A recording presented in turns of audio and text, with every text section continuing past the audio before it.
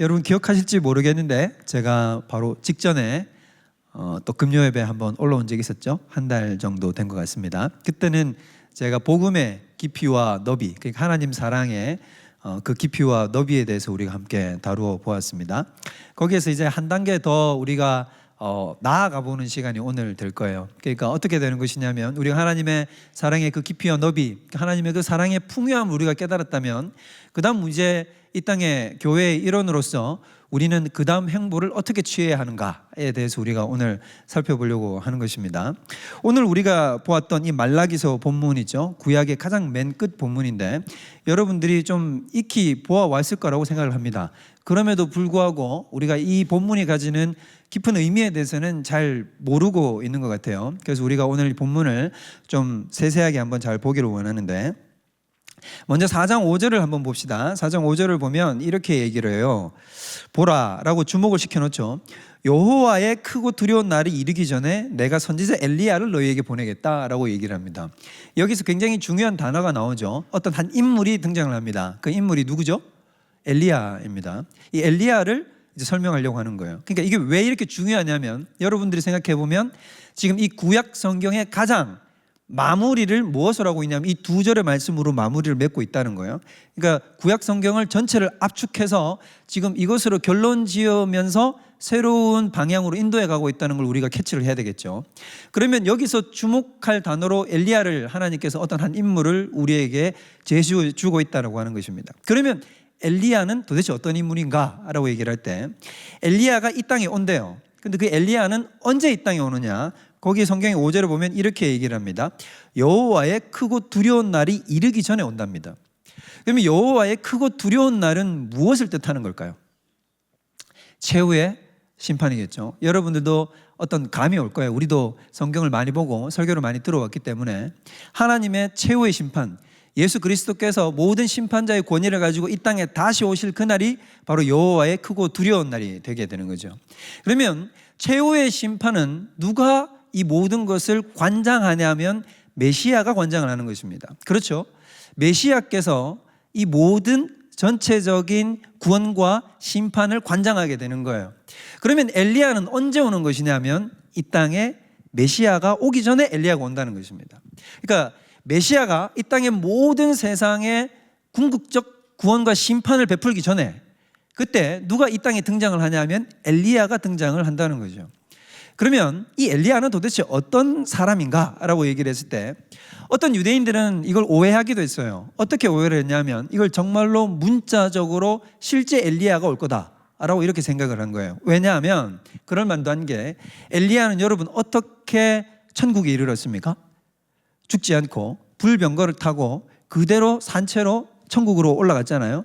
에녹과 엘리야만이 그런 방식으로 하늘로 올라갔단 말이에요. 그러다 보니까 유대 전승에 의하면 사람들이 어떻게 생각을 했냐면, 그 하늘로 죽음을 맛보지 않고 올라간 엘리야가 이 땅에 다시 내려올 거다라고 이렇게 생각을 했던 거예요. 그러나 구약 성경에 오늘 이 말씀을 통해서 하나님께서 우리에게 주고자 하는 말은 무슨 뜻이냐면, 엘리야가 정말로 문자 그대로 그 엘리야가 이 땅에 내려오는 게 아니라 엘리야의 마음을 가진 자, 즉 엘리야의 심령을 가진 자가 이 땅에 등장을 하게 된다는 걸 얘기를 해주고 있는 것입니다. 그러면 엘리야의 심령은 뭔가? 라고 우리가 궁금증이 생기겠죠. 그게 바로 밑에 나와요. 우리 6절을 보면 이렇게 나옵니다. 자, 6절을 보면 뭐라고 나오냐면, 그가, 즉 엘리야가 아버지의 마음을 자녀에게로 돌이키게 하고 자녀들의 마음을 그들의 아버지에게로 돌이키게 한다. 그러니까 엘리야는 어떤 의도로 가진 사람이에요. 어떤 의도로 가진 사람이냐면, 하나님 아버지의 마음, 하나님의 마음을 이 땅에 죄가 가득하고 고통하며 슬퍼하고 있는 저 수많은 잃어버린 백성에게로 다시 되돌리게 만드는 거죠. 하나님, 이 백성을 불쌍히 여겨 주옵소서, 이 백성을 향하여 당신의 눈을 들어서 이 백성을 바라봐 주세요 라고 이렇게 간절히 구하는 마음으로 나아가는 사람. 또 동시에 하나님에게서 떠나 있는 수많은 사람들이 있지 않겠습니까? 하나님에게 이탈되어 있고 자신의 노예, 죄악의 노예가 되어 있는 그 수많은 사람들의 마음을, 이제 너희들의 마음을 전부 다 회개하여 아버지 하나님께로 돌이키라 라고 하는 그 마음을 가진 사람. 이 마음이 바로 누구의 마음이냐면 엘리야의 심령이라는 거예요. 그래서 왜 그러면 구약 성경에 그 많고 많은 사람 중에 엘리야의 마음, 엘리야의 심령이라고 이렇게 얘기를 했을까? 왜 엘리야를 여기서 응답을 하고 있는 것이냐면, 언급을 하고 있냐면, 엘리야가 이 마음이 굉장히 특출했기 때문이에요.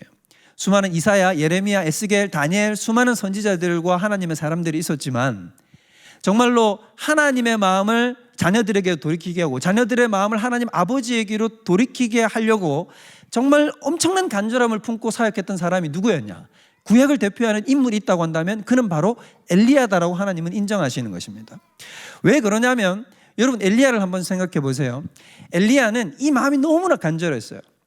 엘리야는 북이스라엘이 타락의 끝판에 가 있을 때 등장했던 선지자였습니다. 아합이라고 하는 북이스라엘 역사상 가장 사악한 왕이 등장을 했을 때죠. 그의 아내가 누굽니까?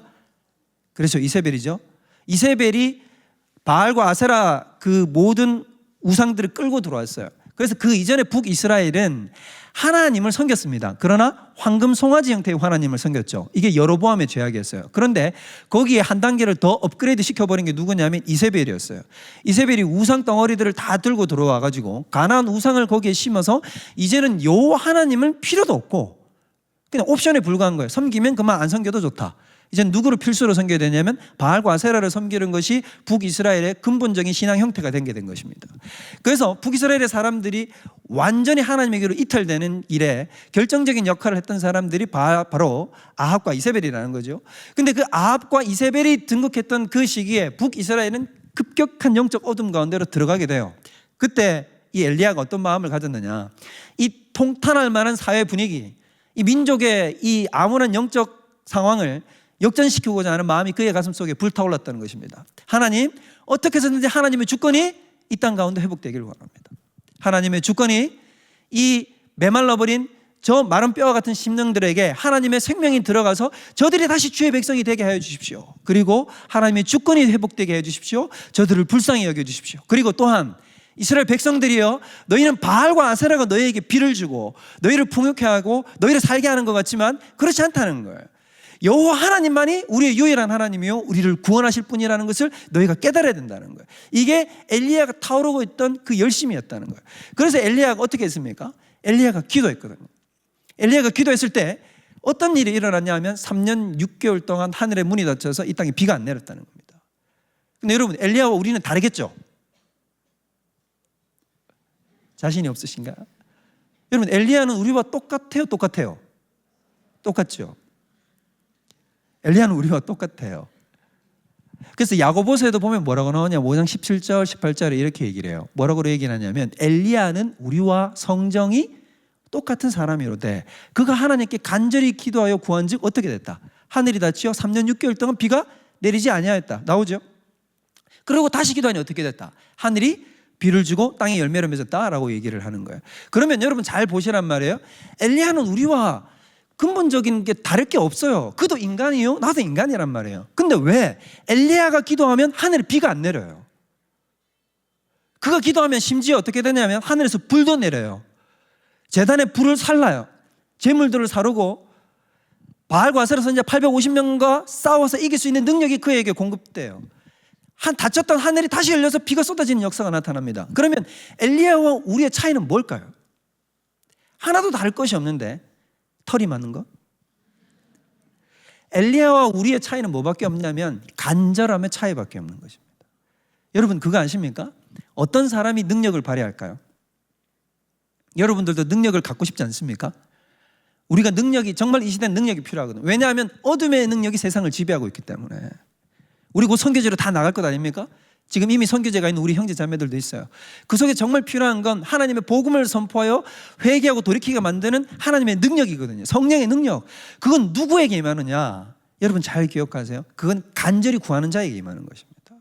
엘리야가 우리와 달랐던 건 뭐냐면 그 간절함이 특심했던 거예요. 그래서 하나님이, 여러분 이 장면 기억할 거예요. 엘리야가 그 시내산 호렙산에 그 굴에 숨어 있을 때 엘리야야 엘리야야 부르니까 너 왜 이러니? 이렇게 얘기를 하니까 엘리야가 이렇게 얘기를 하죠. 하나님, 제가 하나님을 향한 열심이 특심하온데, 제가 특심하온데. 근데 이건 여러분 엘리야가 자기를 자랑하거나 호소하기 위한 것이 아니에요. 그건 정말로 객관적인 사실이기 때문에. 그만큼 엘리야는 하나님을 향한 열심, 저들 백성이 주님께로 돌이키기 위한 그 열심으로 불타올랐던 사람이라는 것입니다. 그래서 이 땅에 메시아가 올 때 정말 어떤 사람이 이 땅에 필요하냐? 엘리야의 심령과 같이 많은 사람들을 주님께로 돌이키게 해서 그들의 마음을 메시아에게로 완전히 고정시킬 수 있는 어떤 그 한 사람, 그 사람이 바로 필요로 했다는 것이에요. 그러면 여러분, 우리 잘 생각해 보자는 거죠.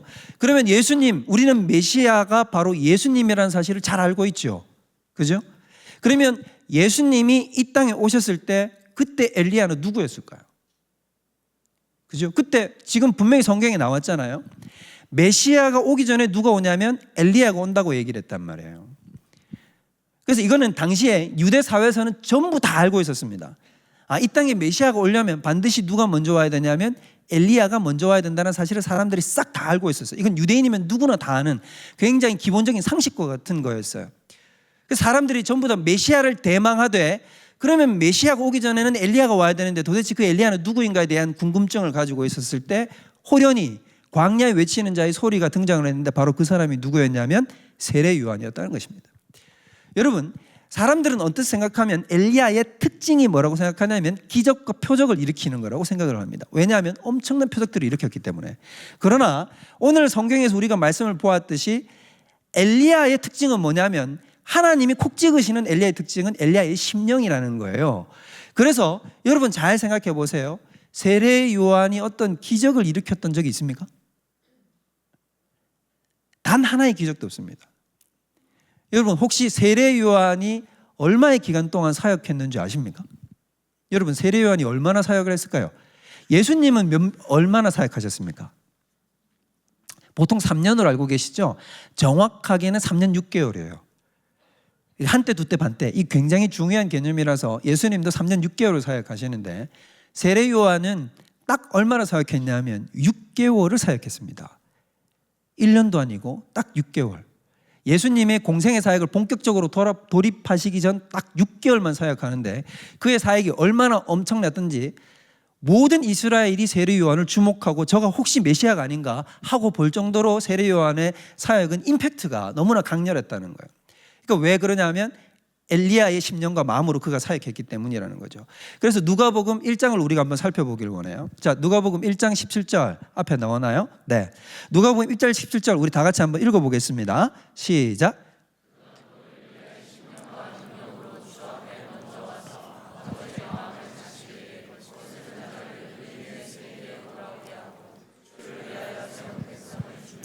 자, 여기 보면 이 누가복음 1장 17절은 누가 가르쳐 준 말이냐 하면 이것은 세례 요한의 아버지가 사가랴입니다. 제사장인데 사가랴에게 네가 아들을 낳을 거야 라고 하면서 천사 가브리엘이 와가지고 이걸 설명해 줄 때 그러면 네가 낳을 아들은 어떤 존재냐면 어떤 마음을 가지고 이 땅에 태어나냐면 모태로부터 성령이 충만하여 라고 얘기를 해요. 그는 태에 있을 때부터 성령 충만한 사람이었어요. 그래서 여기서부터 모태신앙이란 말이 나오는 거예요. 그래서 웃으시는데 정말이에요. 근데 그 엘리야는 어땠느냐? 17절 이렇게 얘기하는 거죠. 그가 또 엘리야의 심령과 마음을 가졌다는 거예요. 그러니까 이 세례 요한은 어떤 사람이냐면 바로 이 땅에 메시아가 오기 전에 오리라고 예언되었던 엘리야가 바로 누구냐? 세례 요한이라고 가르쳐주고 있다는 것입니다. 또 우리가 또 마태복음 17장을 한번 볼게요. 자, 마태복음 17장을 보면 이 장면은 어떤 장면이냐면 제가 말로 설명을 풀어 드릴 테니까 여러분들이 한번 잘 보셨으면 좋겠어요. 이때는 어떤 때냐면 예수님이 변화산에 올라갔을 때였어요.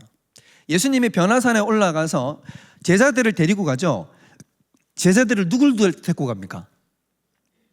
예수님이 항상 따라다니는 12명 중에 더 그 측근에 있는 사람들이 있거든요. 3명. 베드로, 야고보, 요한. 요 3명을 딱 데리고 픽업을 해가지고는 변화산 꼭대기에 딱 올라갔을 때 그때 예수님이 일부러 작정하신 거예요. 뭘 보여주시려고 했냐면 예수님의 신성을 잠깐 오픈시켜서 자신이 어떤 존재인가를 이 3명의 제자에게 확고히 가르쳐 주시려고 한 거죠. 그래서 예수님이 그때 딱 올라갔을 때 어떤 모습으로 변화되냐면 지극히 큰 영광으로 둘러싸이셔가지고 그가 마치 보기 어떤 느낌이냐면 굉장히 하얗게 빛나는 것처럼 보였다는 거예요. 그래서 굉장히 좀 우리의 저렴한 표현으로 제가 보기엔 이 베드로가 분명히 이 표현을 썼을 거라 생각해요. 빨래하는 자가 감히 그 어떤 사람도 빨래할 수 없을 만큼 하얗게 되었더라 라고 예수님이 하얗더라 라는 표현을 이렇게 쓴 거예요. 그래서 예수님이 엄청난 영광 가운데 놓여 있었고 그때 하늘에서 음성이 들려와서 이는 내 사랑하고 기뻐하는 자니 너희는 저의 말을 들으라 이렇게 들은 거예요. 그랬더니 이 베드로하고 그 세 명의 제자가 막 깜빡 죽은 거예요. 그래서 와, 뭐를 확신을 하게 됐냐면 안 그래도 그전부터 자기들은 이미 믿음으로 알고 있었거든요. 예수님이 메시아라는 걸, 주는 그리스도시요 살아계신 하나님의 아들이라는 사실을 16장에 고백하고, 마태복음 16장에 고백하고, 예수님이 그걸 친히 더 확정해서 보여주려고 17장에 변호사를 데리고 올라갔단 말이에요. 네 고백이 진짜야 라고 해서 정말 아예 객관적 입증을 시켜준 거지. 그러니까 이 세 제자가 그냥 감탄해서 와, 예수님 메시아 확실하네 이렇게 된 거예요. 그런데 내려오면서 이 친구들의 머릿속에 퀘스천 마크가 딱 떠오르는 거예요. 어떤 이 퀘스천이 떠올랐냐면 옛날에 자기들이 서기관하고 막 신학적 논쟁을 했던 것. 그래서 분명히 제자들은 이렇게 얘기했을 것 아닙니까? 우리 예수님이 메시아거든? 그리스도거든? 이스라엘이 기다리던 바로 그 사람이거든? 이렇게 얘기하니까 당시에 성경을 가장 잘 아는 사람들이 누구냐면 서기관이거든요. 이 성경을 100개 적는 사람들. 서기관들이 제자들한테 뭐라고 그러냐면 야, 너희 스승이 메시아면 이 땅에 엘리야가 먼저 와야 돼. 근데 봐라, 엘리야가 왔냐? 엘리야가 안 왔잖아. 그러니까 너희 스승은 뭐가 아니다, 메시아가 아니다 라고 얘기를 한 거예요. 그랬더니 이 제자들은 또 신학적 식견은 부족하거든요. 어부에 불과하잖아. 그러니까 배운 게 없으니까 뭐라 반박할 말은 못 찾고 그런가? 이러고는 이러면서 돌아와가지고 막 이 마음에 이 궁금증만 가득 찼는데 이 사람들이 지금 마음에 확신을 가진 건 뭐냐면 지금 예수님이 눈으로 봤잖아요. 예수님 메시아 맞아요, 틀려요? 맞죠? 확신을 가지란 말이에요. 맞아요, 틀려요? 맞잖아요. 그러니까 이제 궁금한 거예요. 그래서 예수님한테 묻는 거라면 다시 말씀 띄워줘봐요. 그들이 산에서 내려올 때 예수께서 명하여 이르시되 인자가 죽은 자 가운데 살아나게 해서는 본 것을 지금 본 거 아무한테도 말하지 마 라고 이렇게 얘기를 했어요. 그랬더니 이제 질문을 던지는 거야. 제자들이 물어 이르되 그러면 예수님, 옛날에 우리 이런 일이 있었는데 어찌하여 서기관들이 엘리야가 먼저 와야 된다고 이렇게 얘기를 합니까? 라고 이렇게 물었던 거죠. 그랬더니 예수님이 뭐라고 대답하느냐, 엘리야가 과연 어떻게 했다? 먼저 와서 모든 것을 회복하리라. 맞아, 서기관들이 하는 말이 맞아. 과연 먼저 와서 모든 것을 회복해야 돼. 12절, 내가 너희에게 말하노니 엘리야가 먼저 이미 왔는데 사람들이 알지 못하고 그를 임의로 함부로 대했다 이 말이에요. 함부로 대우했어. 인자도 이와 같이 그렇게 고난 가운데 들어가야 된단다 라고 얘기를 하니까 제자들이 그때 머릿속을 팍 하고 와닿은 게 그럼 그 엘리야가 누구구나. 그 다음 절 보여주세요. 13절. 그제서야, 다 같이 읽어볼까요? 시작.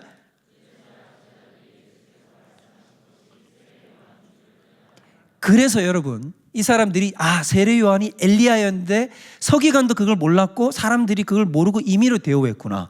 우리 예수님은 메시아가 100% 확실하구나 라는 걸 깨달았단 말이에요. 그래서 여러분들이 잘 보면 사복음서가 있죠. 사복음서를 한번 생각해 보세요. 마태, 마가, 누가, 요한 다 빼놓지 않고 항상 예수님의 일대기를 다루기 이전에 앞서서 반드시 누구를 얘기하냐면 세례 요한을 얘기를 하는 게, 왜냐하면 세례 요한이 온 게 아니면 세례 요한이 엘리야로서 와야 뒤에 오신 예수님이 비로소 누구로 인정되니까 메시아로 인정되기 때문에 항상 세례 요한 얘기를 절대 빼놓지 않는다 이 말인 거예요. 자, 그러면 여기서 이제 궁금증, 예수님 문제는 뭐냐? 문제는 뭐냐면 여러분, 이 땅에 예수님은 몇 번 옵니까? 이 질문을 하니까 여러분의 마음속에 예수님이 몇 번 와? 그런 게 어디 있어? 지금 목사님 이상한 얘기를 하는데. 근데 여러분, 예수님이 한 번 오면 그게 이상한 거예요. 그게 이단인 거예요. 그게 이단. 예수님은 몇 번 와요? 또 확신이 없으시군요.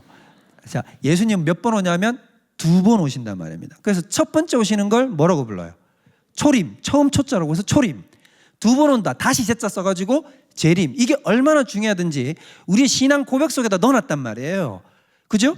동정녀 탄생을 믿사오며 라고 해놓고 예수님께서 이 땅에 오셔서 십자가 달려 죽으시고 3일 만에 부활하신 그 사역들을 쭉 써놓고 저리로서 산자와 죽은 자를 심판하러 다시 오시리라는 것을 우리가 믿는 신앙의 고백 속에다 넣을 정도로 예수님과 초림과 재림, 예수님이 이 땅에 2번 오신다는 사실은 우리의 신앙 고백과 같은 기독교가 어떤 것인지를 구분시키는, 다른 이단들과 우리를 구분시키는 아주 중요한 기점 가운데 하나가 된단 말이에요. 그 정도로 중요한 것이 예수님은 이 땅에 몇 번 오신다고요?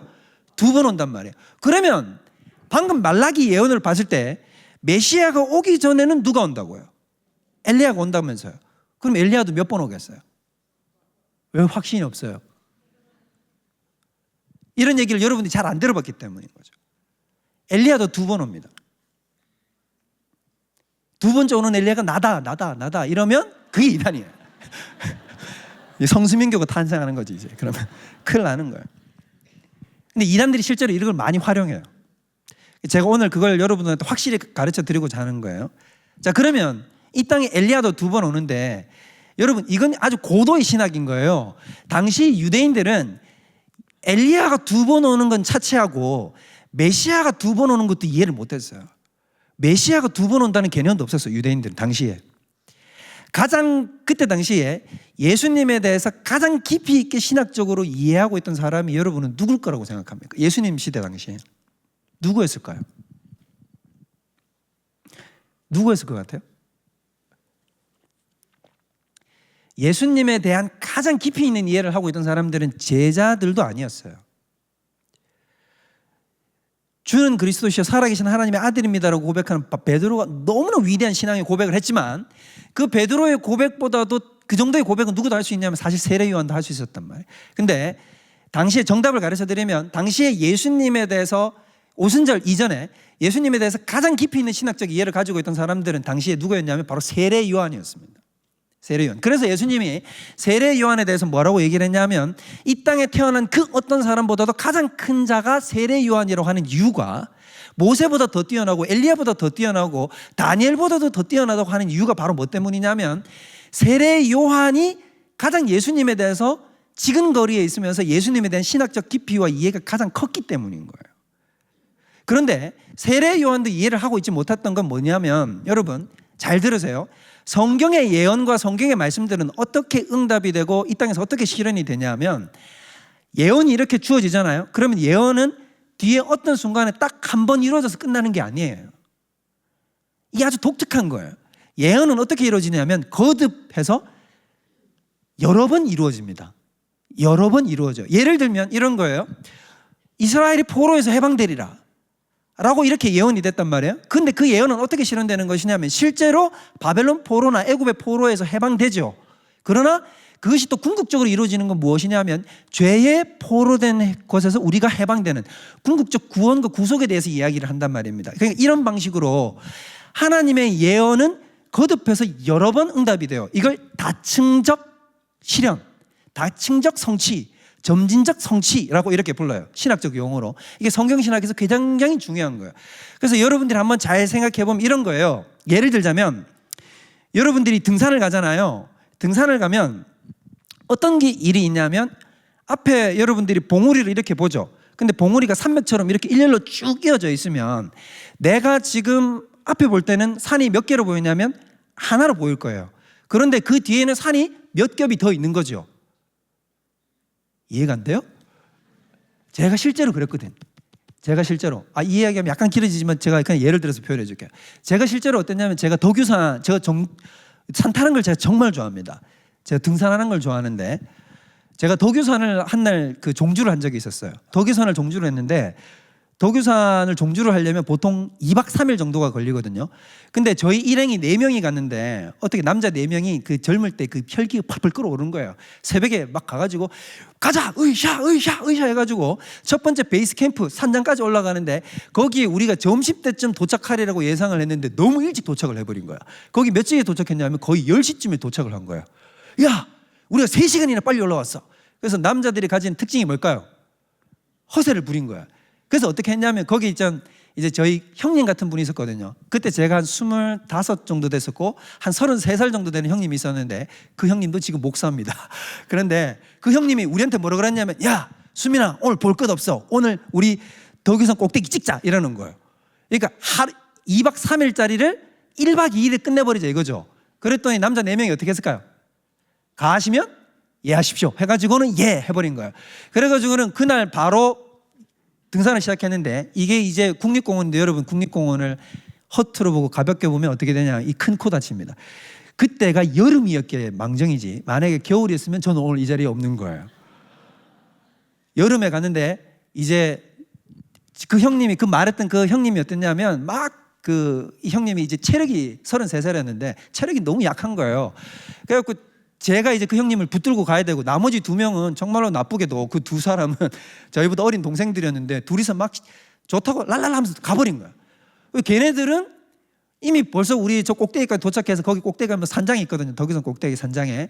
그쪽에 가 있고 이미 도착했고 형님하고 저는 어떻게 했냐면 야간 산행을 하게 된 거죠. 야간 산행을 해가지고 가는데 우리 2사람이서 목표를 세운 지점이 어디였냐면 덕유산에 중봉이라는 데가 있습니다. 여러분 이제 저는 절대로 잊어버릴 수가 없어. 중봉이라는 데가 있는데 형님이랑 저랑 이렇게 지도를 보면서 그때는 뭐 스마트폰이나 이런 게 아니니까 지도를 보면서 뭐라 그랬냐면 야 수민아 우리 중봉까지만 가면 돼. 중봉까지만 가면 돼. 중봉까지만 가면 우리 산다라고 얘기하고 그래갖고 밤에 랜턴 켜가지고 둘이 껴고 막 어기저기 어기면서 가는데 뭐라고 생각했냐면 저 앞에 있는 게 저기 중봉이라고 생각을 한 거야. 수민아 저거야 저기까지 올라가면 돼 라고 했어요. 근데 올라갔어요. 갔는데 성공을 했어요. 중봉이었을까 아닐까요? 그래 여러분의 소원대로 중봉이 아니었어요. 올라갔는데 우리가 생각한 중봉이 아닌 거예요. 우리가 보기에는 이게 중봉인 것처럼 보이죠. 그래가지고는 이제 거기 올라가가지고 팍 이제 완전히 탈진해서 누웠더니 하늘의 별, 그때 봤던 하늘의 별 정말 잊어버릴 수가 없고 형님하고 저하고 둘이서 막 땀범벅이 돼가지고 이런 얘기 저런 얘기 하면서 가방에 있던 마지막 식량을 꺼내가지고는 둘이서 딱 먹고 야 이제 마지막이야 가자 해가지고 걸어서 결국에는 도착을 했어요. 그래서 제가 이 자리에 있는 거예요. 근데 제가 지금 얘기하려고 하는 건 무슨 뜻이냐면 산봉우리는 이렇게 보면 어떻게 보인다는 거예요. 그게 중봉이다 생각했는데 중봉이 아니란 말이에요. 뒤에 봉우리가 더 있단 말이에요. 하나님의 예언은 어떻게 되냐면 이게 한번 응답돼서 끝날 것처럼 보이는데 어떻게 된다는 거예요. 다면적으로 응답된다는 거죠. 그러니까 성경에는 어떻게 되어 있냐면 이 땅에 메시아가 올 거야 라고 되어 있지만 실제로 예수님은 우리는 알고 있죠. 이미 봤으니까. 예수님은 어떻게 되냐면 초림이 있으시고 또 뒤에 어떻게 하시는 거예요.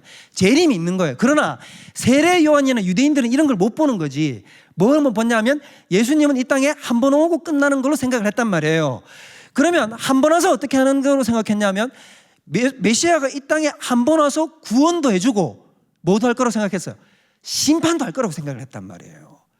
우리는 구원과 심판이 초림과 재림으로 떨어져 있죠. 자, 예수님이 3장 16절 요한복음 3장 16절에 뭐라고 얘기를 했어요? 하나님이 세상을 이처럼 사랑하사 독생자를 주셨으니 이는 저를 믿는 자마다 멸망치 않고 영생에 이르게 하려 하심이다 라고 얘기를 했는데 사람들이 그 다음 절을 잘 몰라요. 3장 17절은 어떻게 되어 있냐면 이렇게 되어 있어요. 하나님이 독생자를 보내신 것은 세상을 심판하려 하심이 아니요 아들을 통하여 세상을 구원하려 하심이라. 그러니까 이 땅의 처음 초림의 목적은 구원이에요? 심판이에요? 구원인 거죠. 근데 이걸 세례 요한은 몰랐던 거예요. 세례 요한은 뭐라고 생각했냐면 그래서 여러분들이 세례 요한의 메시지를 한번 잘 돌이켜서 생각해 보세요.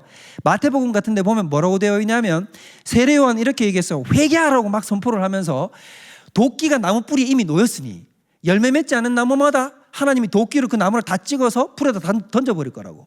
그 다음에 퀴즈를 하실 것이다. 쭉정이와 알곡을 다 건져내서 쭉정이는 꺼지지 않는 불에다가 다 던져버릴 거다. 그러니까 이 다 뭐에 관한 메시지예요? 구원이에요? 심판이에요? 심판에 대한 메시지죠. 그러니까 세례 요한은 뭐라고 생각했냐면 예수님이 메시아인 건 확실해. 그러면 예수님이 와가지고 우리를 구원할 자들은 구원하고 동시에 악한 자들을 심판하셔서 한 번에 세상을 끝내버릴 거라고 생각을 했단 말이지. 초림과 재림을 합쳐서 생각했단 말이에요. 그런데 마태복음 11장에 보면 여러분 예수님이 이 땅에 와서 심판을 했어요? 안 했어요? 안 했잖아요. 심판을 안 하고 뭐만 했냐 하면 세리와 창녀들과 함께 맨날 먹고 마시고 잔치하고 술 마시고 포도주 마시고 가끔 제자들하고 뱃놀이하고 막 이런 것만 하고 돌아다니시는 것 같은 거예요. 갈릴리만 왔다 갔다 하세요. 그러니까 가끔 6월절 명절 오면 짜증난다고 상이나 뭐 엎으시고 그러니까 이게 세례 요한이 보기에는 막 짜증이 나는 거예요. 그러니까 세례 요한은 뭐라고 생각했냐면 자기는 지금 막 예언 사역을 하고 뭐 왕에게 잘못되었다고 직언을 하다가 지금 헤롯이 자기를 감옥에다 가둬놨단 말이에요. 그러니까 세례 요한은 감옥에 들어갔을 때도 이 생각을 가졌을 거예요. 너희들 조금만 기다려봐라. 예수님이 뭐 할 거다? 심판할 거다 라고 생각을 하고 있는데 예수님은 뭐만 하고 있어요? 갈릴리 뱃놀이만 하고 있는 거예요. 그러니까 자기가 제자들을 보내가지고 예수님한테 실제로 보내는 거예요. 예수님 우리가 진짜 메시아를 기다릴까요? 아니면 당신이 진짜입니까? 의심이 든 거죠. 이 지경까지 이르렀단 말이에요. 그럼 왜 이런 생각을 가지게 됐냐면 그건 바로 세례 요한이 가진 신학적인 한계 때문이라는 것입니다. 이게 두 개를 구분하지 못하는. 자, 그러면 초림 때 엘리야는 세례 요한이라는 거예요. 결론은. 그러면 재림 때 엘리야는 누굽니까? 이것에 대해서 구체적으로 설명하는 것이 바로 요한계시록에 나와요. 자, 요한계시록을 우리가 오늘 펼쳐봅시다. 여러분들이 성경을 다 펼쳐야 돼요. 물론 앞에 띄워줄 거지만 우리가 오늘 구체적으로 이 장면을 봐야 되기 때문입니다. 계시록 11장 가보세요. 계시록 11장.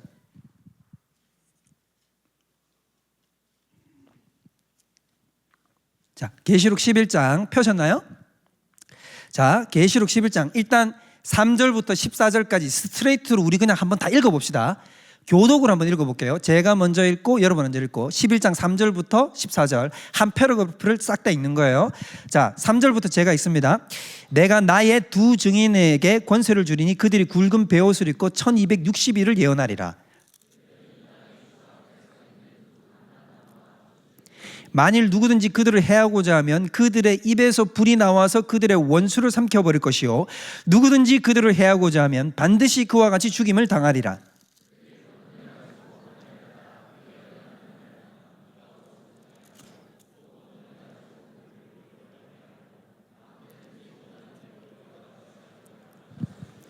그들이 그 증언을 마칠 때에 무저갱으로부터 올라오는 짐승이 그들과 더불어 전쟁을 일으켜 그들을 이기고 그들을 죽일 터인즉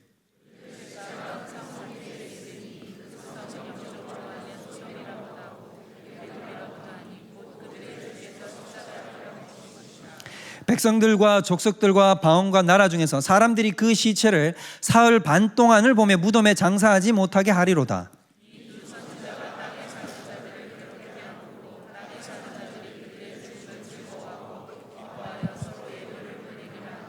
삼일 반 후에 하나님께로부터 생기가 그들 속에 들어가매 그들이 발로 일어서니 구경하는 자들이 크게 두려워하더라.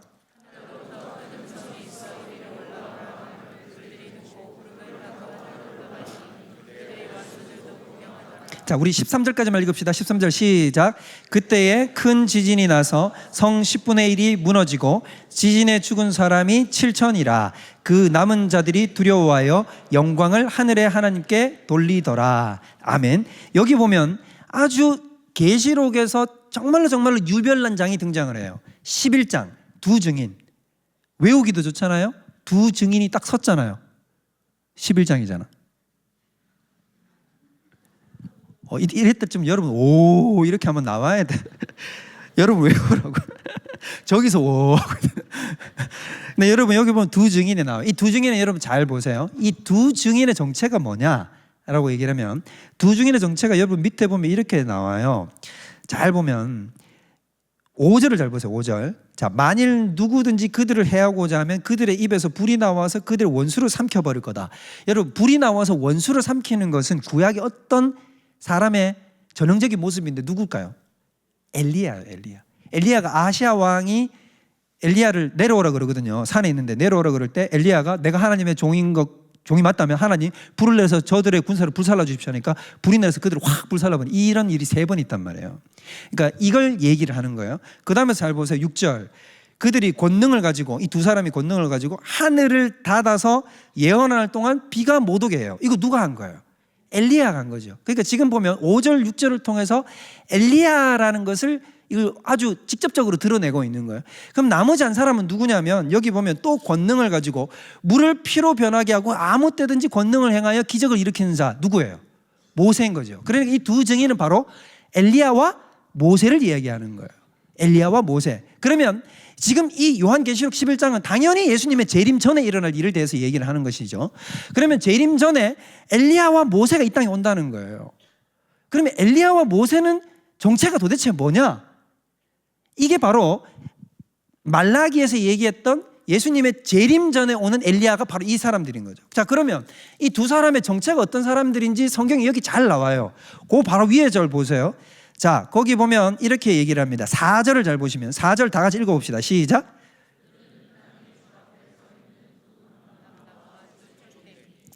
자, 보면 이 사람의 정체들이 뭐냐면 두 감람나무와 두 촛대라고 얘기를 해요. 특별히 주목해서 먼저 봐야 되는 건 뭐냐면 두 촛대예요. 두 촛대가 뭐냐? 여러분 이거 전부 다 우리 담임 목사님이 이미 요한계시록 설교하실 때 여러분한테 다 설명한 거예요. 새로 듣는 척 하지 마시라는 거예요. 그러니까 이미 다 설명했어요. 그럼 그 촛대가 뭐냐? 계시록 1장 20절에 나와요. 자, 앞에 제가 띄우게 만들었어요. 자, 계시록 1장 20절 한번 준비됐으면, 자, 1장 20절 다 같이 볼까요? 읽어볼까요? 시작. 비밀과 또 7 금촛대라. 7 별은 7 교회의 사자요 7 촛대는 7 교회니라. 그럼 촛대는 뭐예요? 교회인 거예요. 그럼 여기서 말하는 2 촛대라는 얘기는 교회라는 얘기를 하고 있는 거죠. 그러면 하나님이 그냥 교회라고 얘기를 하면 되는데 왜 2 증인을 세울까요?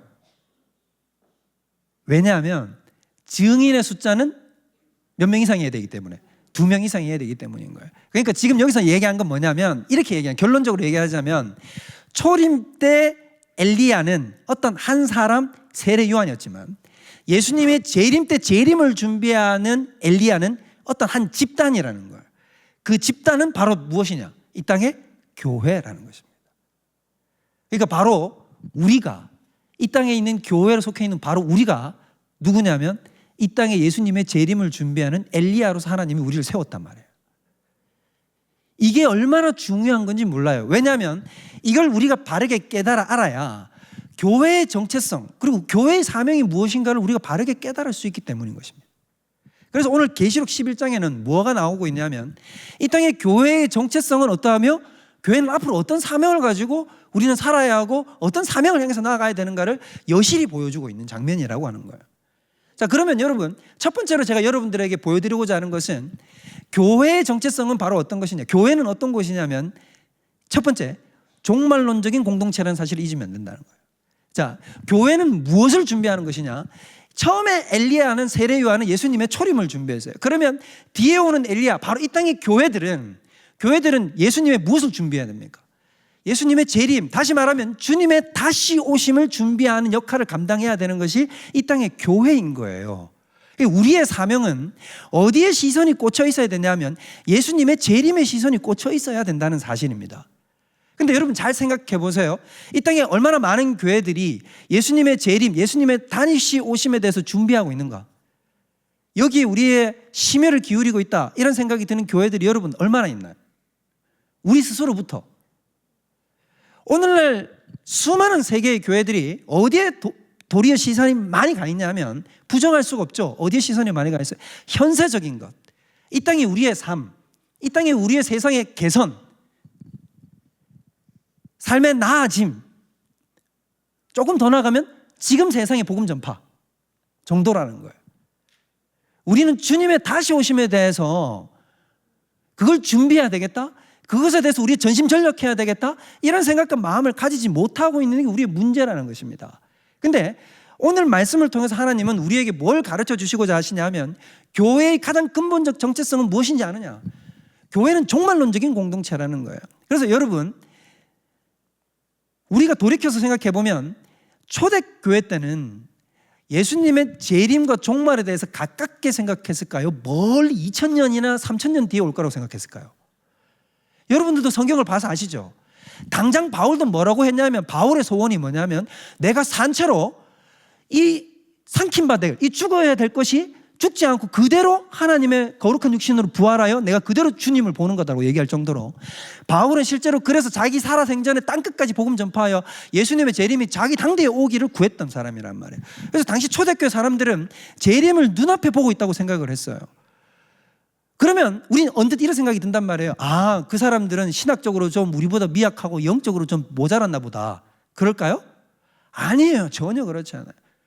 도리어 영적으로 여러분, 예민하면 예민할수록, 깨어있으면 깨어있을수록, 기도하면 기도할수록 사람들은 어디에 더 예민해지고 더 민감해지고 더 초점을 맞추게 되냐면 주님의 재림이 가까웠다 생각하고 그 재림과 종말을 준비하는 자의 자세를 갖추게 된다는 사실입니다.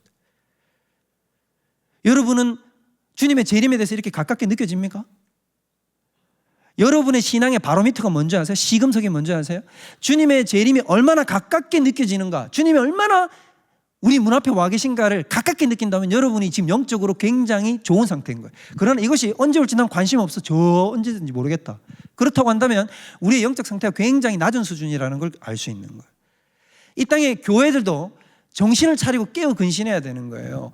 우리는 어디에 초점을 맞춰야 되냐면 이 땅의 현세의 삶이 전부인 것처럼 우리의 눈을 전부 다 이 땅의 웰빙 라이프, 어떻게 하면 네 영혼이 잘 된 것 같이 네 육신이 잘 될까를 놓고 고민하는 공동체가 되면 우리의 신앙의 고민이 가난해지는 거예요. 비천해지는 거라는 겁니다. 기독교가 정말로 부족한 것으로 전락하는 거예요. 기독교는 그런 게 아니에요. 우리의 믿음이 그것밖에 안 됩니까? 이 땅에서 잘 먹고 잘 사는 게 우리의 목표가 된다면 그러면 그것만큼 가난한 신앙이 없는 거예요. 우린 저 영원한 도성, 새 예루살렘, 다시 오실 이 땅의 하나님의 영광, 그걸 바라보면서 그때를 준비해야 된다는 거예요. 그러면 그걸 준비한다는 건 무슨 뜻이냐? 여러분, 예수님이 이 땅에 다시 오실 때는 왕으로 오실 거란 말이에요. 하나님으로 이 땅에 오실 거란 말이에요. 그러면 마땅히 받으셔야 할 영광이 있지 않겠습니까? 그러면 그분이 왔을 때 이 땅에 수많은 사람들이 예수를 주라고 시인하고 주님께로 돌이켜 나와서 주님께 회개하고 주님께 경배드리는 날이 와야 된단 말이에요. 사람들의 마음이 준비되어야 되지 않겠습니까? 그걸 위해 부름받은 공동체가 바로 이 땅의 교회란 말입니다. 이게 종말론적인 교회라는 것이에요. 두 번째는 뭐냐? 오늘 얘기를 해요. 다시 성경에 보면 뭐라고 얘기를 하냐면 3절. 자, 3절 우리 다 같이 한번 읽어볼까요? 11장 3절 한번 읽어보겠습니다. 시작.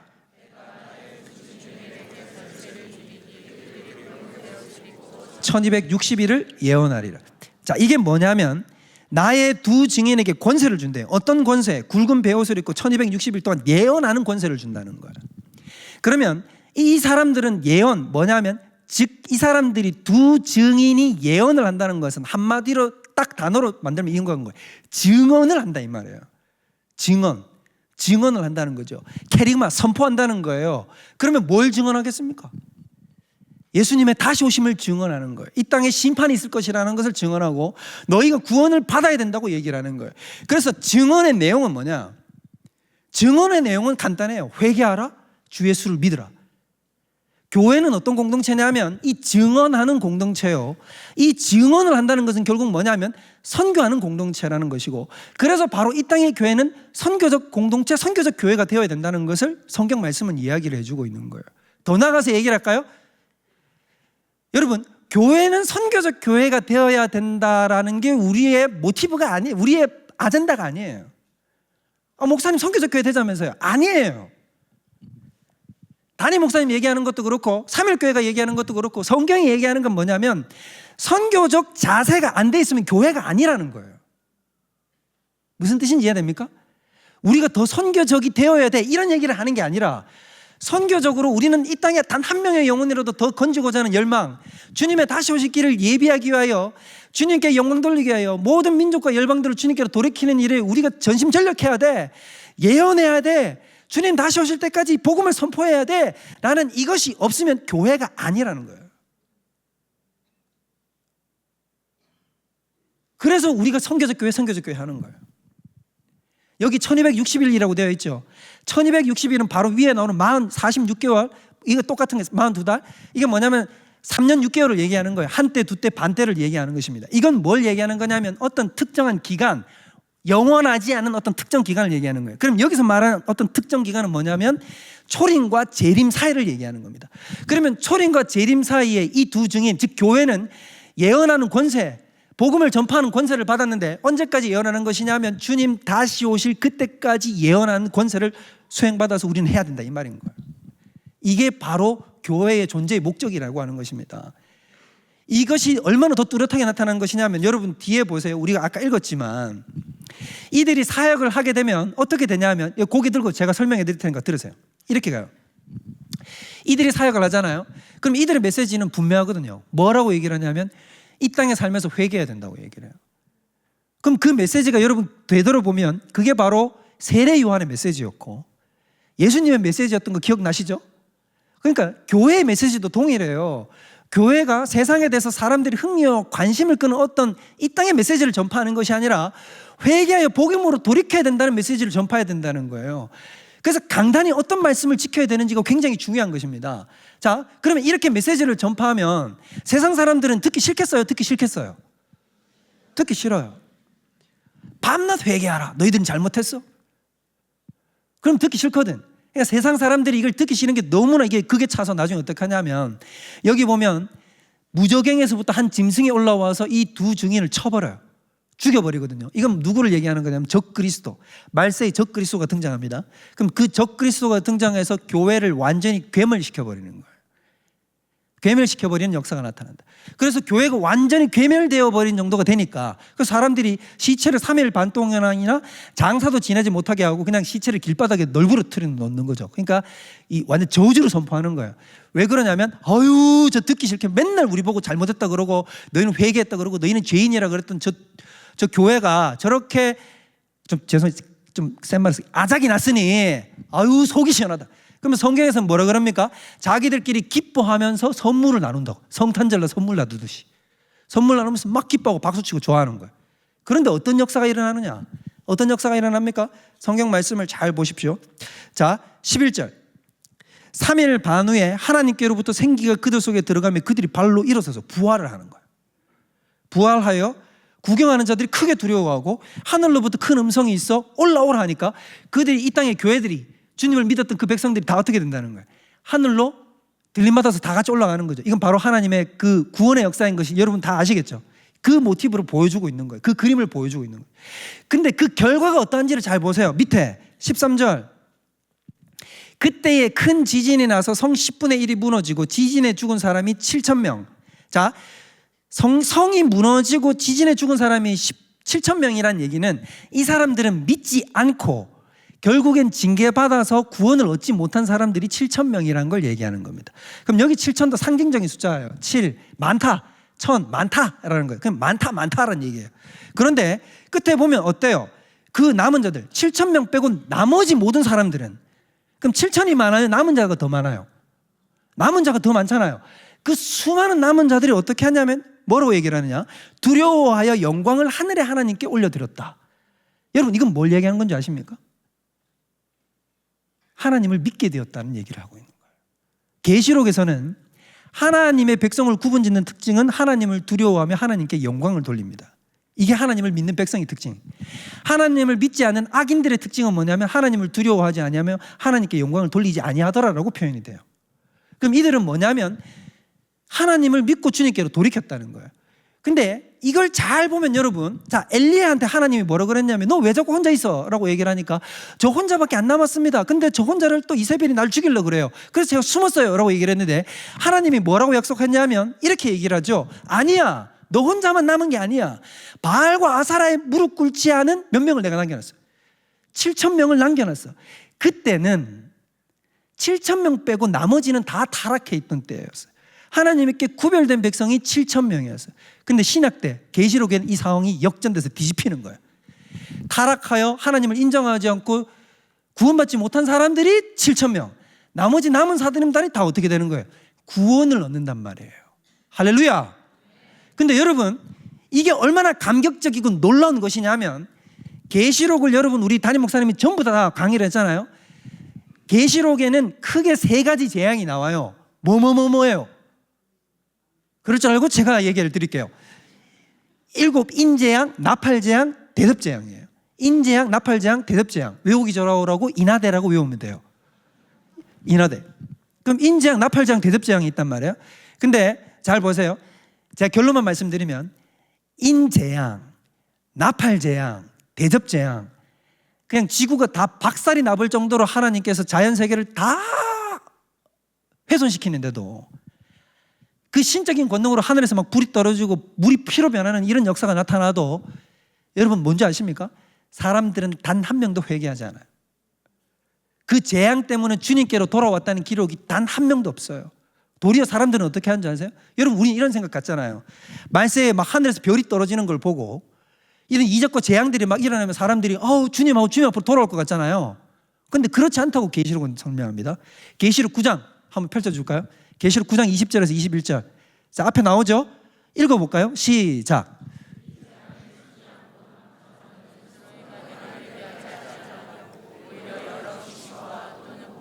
듣거나 다니거나 하지 못하는 금, 은, 동과 목석의 우상에게 절하고 또 그 살인과 복술과 음행과 도둑질을 회개하지 않아요. 이것도 더 심한 걸 보여줄까요? 16장 읽어보겠습니다. 시작. 넷째 천사가 그 대접을 해에 쏟음에 해가 권세를 받아 불로 사람들을 태우니 사람들이 크게 태움에 태워진지라. 이 재앙들을 행하는 권세를 가지신 하나님의 이름을 비방하여 또 회개하지 아니하고 주께 영광을 돌리지 아니하더라. 스톱. 여기 보면 하나님께 영광을 안 돌리죠. 안 믿는 사람들은 이렇게 한단 말이에요. 회개 안 하고. 그 다음 구절 넘어갈게요. 또 다섯째 천사가 그 대접을 짐승의 왕자에 쏟으니 나라가 곧 어두워지며 사람들이 아파서 얼마나 아픈지 자기 혀를 어떻게 해요? 깨물어요. 아파 죽겠다고. 그러면 이 정도 되면 어떻게 해야 돼요? 회개해야 되잖아요. 그럼 어떻게 하느냐? 아픈 것과 종기로 말미암아 하늘의 하나님을 비방해요. 그들의 행위를 회개하지 아니하더라. 그 다음 절. 없네요. 자, 이렇게까지 가는 거예요. 그러니까 무슨 말이냐면 아무리 큰 재앙이 내려져도 사람들은 회개하고 돌아온다, 안 돌아온다? 안 돌아옵니다. 근데 오직 계시록에서 말하고 있는 거는 뭐냐? 이 땅에 사람들이 돌아오는 유일한 방편은 이 땅에 살아있는 우리 예수님의 다시 오실 길을 준비하는 이 땅의 교회가 정말 어리석고 무식한 것 같고 아무 능력도 없는 것 같은 전도에 미라는 것으로 우리가 사람들에게 회개하러 말하고 그들에게 복음을 전할 때에 그 교회의 그 사역으로 말미암아 사람들이 어떻게 된다는 거예요? 비로소 돌아오게 된다는 걸 성경은 말하고 있다는 것입니다. 여러분, 이제 목포가 있고 우린 장흥에 가고 어디든지 우리가 막 나아갈 거예요. 우리 땅끝까지 나아가야 됩니다. 근데 우리의 선교 사역을 여러분 가벼이 생각하면 안 돼요. 우리가 행하는 이 선교 사역이 얼마나 값진 것이냐. 저들은 어떤 재앙을 만나도 주님 앞에 돌아오지 않아요. 어떤 말을 들어도 돌아오지 않아요. 어떤 이성적으로 설득을 해도 돌아오지 않아요. 그러면 어떻게 해야 저들은 주님 앞에 돌아오느냐. 우리가 전하는 바, 내 입술로 떠듬거리는 바, 보잘것없는 것 같은 내가 전하는 그 복음의 한 줄기의 생명을 듣고 그들은 다 주님께로 돌아온 줄 믿으시기 바랍니다. 이게 사밀교회가 끝까지 주님 다시 오실 때까지 복음 전파의 사명을 감당해야 되는 핵심적인 이유란 말입니다. 그럼 이 복음을 전한 자에게는 무엇이 따라오느냐? 고난이 필수적으로 따라와요. 고난이 또 따라온단 말이에요. 적그리스도가 와서 우리를 죽여요. 우리는 고난 가운데 들어갈 거예요. 근데 이 땅의 교회는 고난을 두려워한단 말입니다. 고난은 멀리해야 된다고 생각한단 말입니다. 고난은 우리의 것이 아니라고 생각한단 말이에요. 로마서 8장 앞에 띄워주세요. 로마서 8장 제가 지난 시간에 말씀드렸죠. 성령은 우리 속에 들어오면 하나님이 우리 아버지인 걸 가르쳐준다고. 그럼 그 끝을 우리가 봐야 돼요. 어떻게 봐야 되냐? 성령이 친히 우리 영과 더불어 우리가 하나님의 자녀인 걸 증언하시냐니 자녀이면 또한 상속자 곧 하나님의 상속자요 그리스도와 함께한 상속자니 우리가 그와 함께 영광을 받기 위하여 뭐도 받아야 한다? 고난도 함께 받아. 여러분 이게 무슨 말인 줄 압니까? 지금 이 말을 이렇게 얘기하는 게 아니에요. 야, 영광 그 좋은 거 받으려면 이 땅에 너 수고도 좀 해야 되잖아. 고난도 좀 받아야지 양심이 있으면. 그 얘기를 하는 게 아니에요. 그럼 이게 무슨 뜻인지 아세요? 여러분 이 말이에요. 고난은 누구에게만 허락되냐면 자녀에게만 허락된다는 거예요. 고난은 특권이란 말입니다. 우리는 고난이 우리에게 다가오지 말아야 할 불청객이죠. 오지 말아야 할 것이죠. 그런데 하나님은 도리어 뭐라고 얘기를 했냐? 사도 바울은 뭐라고 얘기를 했냐? 아니야. 고난은 우리가 하나님의 자녀이기 때문에 받는 거라. 여러분 천사에게 야 네가 내려가가지고 십자가 져라 이래요? 하나님이? 아니에요. 십자가를 질 수 있는 건 특권이에요. 그 고난의 십자가는 특권이라고요. 그 고난의 십자가는 누구에게만 허락되냐면 성자 예수 그리스도에게만 허락되는 거예요. 마찬가지로 내가 무엇인데 하나님의 자녀가 되어서 예수님이 질 수 있는 그 고난의 십자가를 하나님이 누구에게도 허락했냐면 나에게도 허락했어요. 이 땅의 교회에게도 허락했어요. 그것은 우리에게 주어진 특권인 것입니다. 놀라운 특권인 거예요. 왜 사도 바울이 빌립보 감옥에서 찬양을 하냐? 매를 맞고도 왜 찬양하느냐? 정신승리를 하고 있는 게 아닙니다. 나 지금 아프지만 그래도 찬양해야지. 긍정적으로 생각하자. 그런 게 아니에요. 바울은 감격이 터져 나온 거예요. 어떤 감격? 자기는 행악자였고 그리스도인들을 핍박하는 자였고 수많은 사람들의 복음의 회방자였는데 내가 무엇이건데 하나님이 나를 자녀 삼는 걸 넘어서서 이젠 복음 전파자로 삼고 예수님이 지셨던 십자가의 고통을 내도 같이 질 수 있는 그 특권을 자에게 허락된 것. 자기는 자기 손으로 스데반을 죽였거든. 예수님이 십자가에 달리고 죽는 걸 봤거든. 근데 그 고난의 자리에 자기도 서 있다는 것이 너무나 감격스러운 거예요. 그것이 자기에겐 찬양으로 터져 나온 거란 말이에요. 여러분, 우리에게도 그 특권이 주어진 줄로 믿습니다. 우리는 마지막에 보게 될 거예요. 목포와 장흥과 제주도와 우리가 가는 어떤 땅이든지 모두 하나님께로 돌아온 것을 보게 될 것입니다. 북한의 어린아이들, 남한의 우리 어린아이들과 함께 손잡고 주의 길을 행진하면서 주님을 찬양하는 것을 우리는 보게 될 거예요. 언젠가 모든 열방, 대만과 일본과 캄보디아, 몽골 땅 가운데 하나님의 영광이 임하는 걸 보게 될 거예요. 골짜기가 도드어지고 산들이 낮아지고 언덕들이 낮아지고 모든 험난한 것이 평지가 될 것이요, 마침내 여호와의 영광이 나타나서 모든 육체가 그것을 보게 되는 그날을 우리는 보게 될 것입니다. 우리가 그 일을 위해서 부름받았습니다. 그 일을 위해서 달려가도록 우리는 부름받았어요. 마지막 그날에 착하고 충성된 종아 네가 잘하였도다 라고 하면서 주님의 그 너른 품 안에 안기시는 저 여러분들 되시기를 주님의 이름으로 축원드립니다. 우리 시간을 다 같이 주님 다시 오실 때까지 우리 찬양하면서 이 시간 우리 신앙의 고백을 올려드렸으면 좋겠습니다. 우리 찬양할 때 우리 찬양의 가사 하나하나를 오늘 말씀 주신 그 하나님의 말씀에 대입하여 전심을 다하여 우리 심령을 담아요 우리 고백하는 이 시간 됩시다. 주님 다시 오실 때까지 나를 이 길을 가리라. 좁은 문 좁은 길이지만 좁은 길 나의 십자가를 지고 주님 가겠습니다. 나의 십자가 지고 마침내 내가 가는 이 길 끝에서 나의 가는 이 길 끝에서 나는 주님을 보리라. 영광의 내 주님, 영광의 내 주님 나를 맞아주시리. 나를 맞아주시리. 우리 처음부터 다시 찬양합니다. 주님 다시 오실 때까지. 주님 다시 오실 때 나는 이 길을 가리라. 나는 이 길을 가리라. 좁은 길이지만 주님 가겠습니다. 좁은 길 나의 십자가를 지고 주님을 뒤따르겠습니다. 나의 십자가 지고 주님, 제가 가는 이 길 끝에서 주님을 보기 원합니다. 나의 가는 이 길 끝에서 나는 주님을 우리의 눈을 들어 보리라. 영광의 주님을 보게 하여 주옵소서. 영광의 내 주님 나를 맞아주시리. 나를 맞아주시리. 주님 다시 오실 때까지. 주님 다시 오실 때까지 나는 일어나 달려가리. 나는 일어나 달려가리라. 주의 영광이 온 땅을 덮을 때 주의 영광 온 땅 덮을 때 나는 일어나 노래하리라. 나는 일어나 우리 다 같이 두 손 들고 고백합니다. 내 사모하는 주님, 내 사모하는 주님 온 세상 구주